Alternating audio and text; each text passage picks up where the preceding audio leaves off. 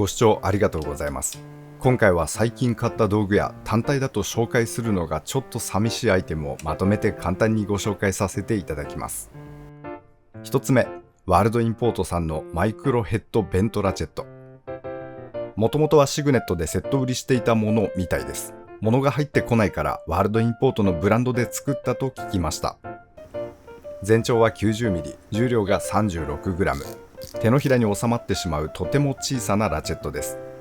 特筆すべきはヘッドの小ささですね。幅はわずかに 15mm ほど。ドライブは4分の1。コンパクトヘッドなのに機能は多く、プッシュリリースに加えて指送りに使えるギザ付きダイヤルも良い具合です。切り替えれば動かした感じも重すぎず軽すぎず、ちょうど良い塩梅ですね。2分の1の重く大きなハンドルで緩めた後にこれに持ち替えて回してます。変換アダプターをつけっぱなして使ってます。600mm のブレーカーで重たいまま作業するのは大変ですし、かといってソケットだけでは回せないネジって結構ありますので、これなかなか気に入って使っています。もともとはこっち、同じヘッドのもう少し長いラチェットで同じ使い方をしていたのですが、今回のこれはさらにコンパクト。ベントがついたのも使いやすいです。握りの手を逃がしやすくなりました。これのおかげで障害に当たってしまうことは少ないです。空転トルクは軽めなので扱いも楽。ギアのフィールはファジーというか緩いというのか。がっつり頼れる感じはありませんが、この全長ですからかけられるトルクはたかが知れてます。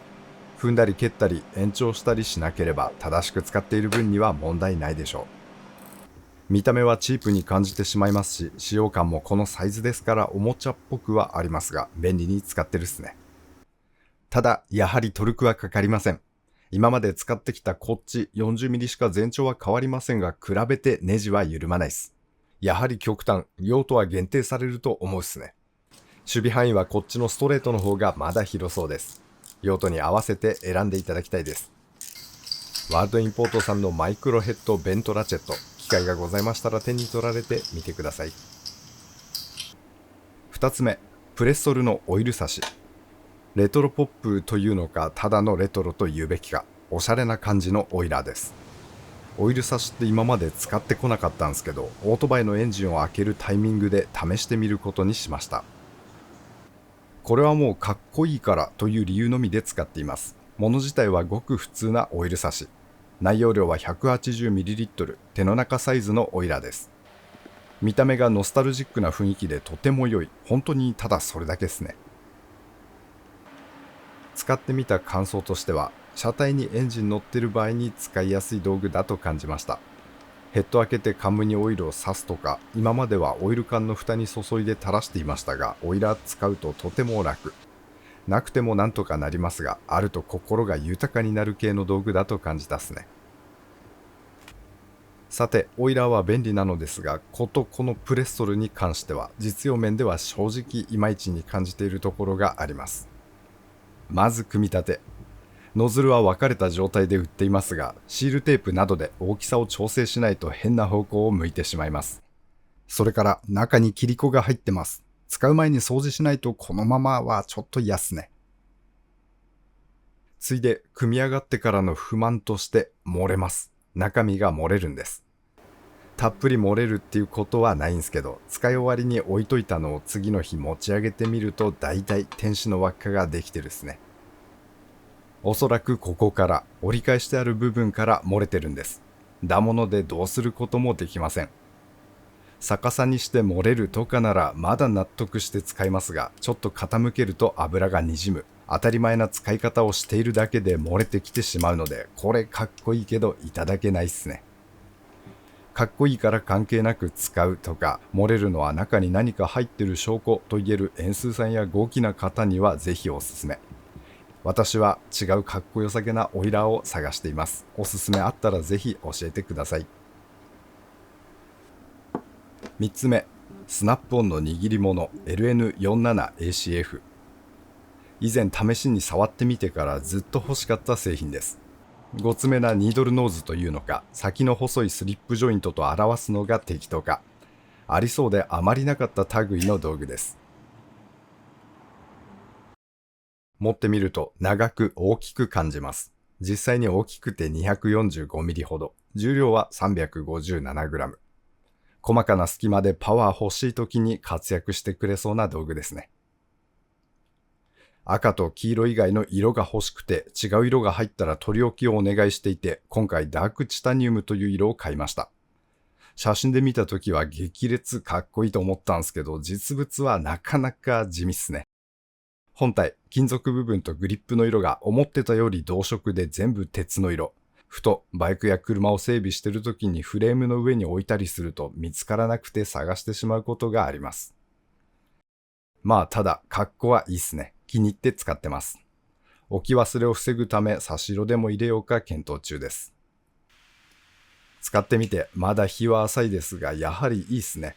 いろいろマルチにこなせるのが気に入っている道具です。何かに特化という感じはないですし、操作していて重さは感じますが、細かな作業はそこそここなしますし、力仕事もこの通り。剛性の高さは本当に気に入ってるっすね。